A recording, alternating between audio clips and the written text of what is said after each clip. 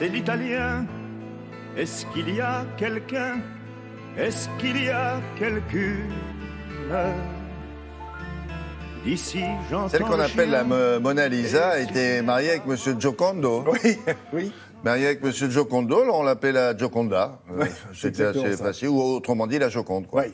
Elle rentre au musée du Louvre en cette année 1797. Alors, qui l'achète à qui? Alors, c'est déjà acheté depuis longtemps pour une poignée de sous, j'ai envie de dire, à Léonard de Vinci quand il arrive en France, puisqu'il quitte l'Italie. François Ier est passionné par ce génie universel de la Renaissance. Et quand François Ier va en voyage en Italie et qu'il va chez le pape, il parle à Léonard de Vinci, puis il lui dit « Venez en France, j'ai quelques travaux à vous faire faire. Je suis en train de construire Chambord, j'ai besoin de quelques plans, etc. etc. » Dès 1515, il l'invite. Et l'année d'après, Léonard de Vinci, qui n'a plus personne qui servir en Italie, dit ben voilà, après tout, j'accepte. Et il monte sur son âne et il met dans ses sacoches 3 tableaux, parmi lesquels il y a la Joconde. Il traverse les Alpes à dos d'âne. Ça, c'est la légende, ça. Mais, oui, mais c'est la vérité. Il est vraiment parti comme ça? Bien sûr. Bien sûr, comment voulez-vous voyager autrement en 1516 avec un peu une voiture, non, une voiture, pas un carrosse non plus, une diligence, une voiture attelée, non? Oui, non, c'est vraiment... Parce qu'il avait un peu de sous quand même.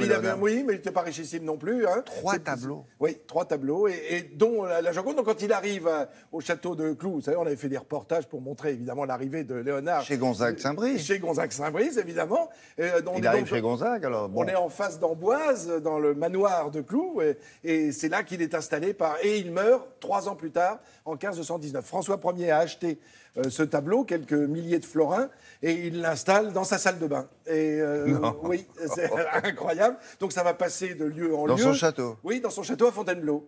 Et puis après, Napoléon Ier va être fasciné par ce tableau. Il va le mettre lui aussi dans sa chambre à coucher. Alors moi j'ai une petite réponse sur le regard et le sourire de Mona Lisa. Je me demande si elle Pourquoi parce que tout le monde en parle, vous savez, ce sourire énigmatique, ce visage étonnant. Oui, c'est ça. Hein? Est-ce que ce serait manière pas... de vous regarder un petit peu sur le côté, comme ça. Est-ce que ce serait pas parce qu'elle a vu tout nu François Ier et Napoléon Ier, finalement, en étant dans la salle de bain et dans la chambre? Mine de rien. Oui, mine de rien. Et peut-être qu'elle a sifflé. Oui.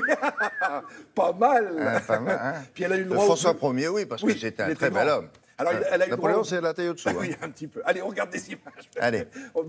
Plus sérieusement, En tout cas, on va voir. Jamais de la vie. Non, on va voir. Donc voilà, ce regard énigmatique, évidemment, ce visage. Combien de scientifiques se sont penchés sur ce visage? Aujourd'hui encore, on essaye de comprendre pourquoi. Que regarde Mona Lisa? Puisque quand elle est peinte, elle vient de perdre une petite fille de 4 ans, et vous le rappeliez, c'est son mari, Francesco del Giocondo, qui a demandé à Léonard, le grand maître, de venir peindre le portrait de son épouse. Et finalement, alors vous allez me dire, mais pourquoi est-ce que Léonard l'a encore par devers lui en 1516 lorsqu'il arrive en France?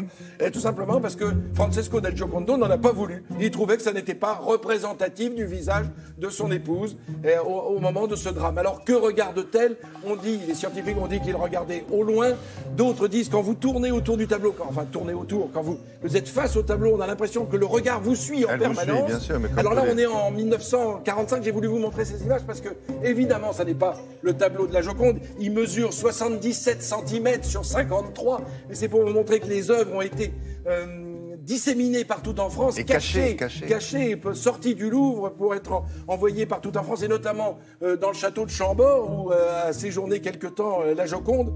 Alors, la Joconde, c'est pareil, ça n'est pas un tableau, ça n'est pas une toile. Il ne faut surtout pas dire la Joconde, c'est une toile, car c'est un panneau de peuplier. C'est donc peint sur du bois, la Joconde, et non pas sur une toile, comme pouvait l'imaginer à partir du XVIe siècle. Toutes ces craquelures, probablement. En plus, alors il faut la maintenir à l'arrière, et puis le bois travaille, on le sait. Donc il faut conserver tout cela à une certaine température. Tout cela, on le sait. Puis les scientifiques, je vous le disais, se sont tournés, alors, non seulement vers le visage, et puis en ce moment, il y a des Italiens qui cherchent depuis 2011 à retrouver le crâne de Madame de la Joconde. De la Gioconda, oui. Alors, pourquoi Gherardini, parce que pour essayer de comprendre si c'est bien son visage qui a été peint, pour voir si on trouve bien les mêmes mensurations.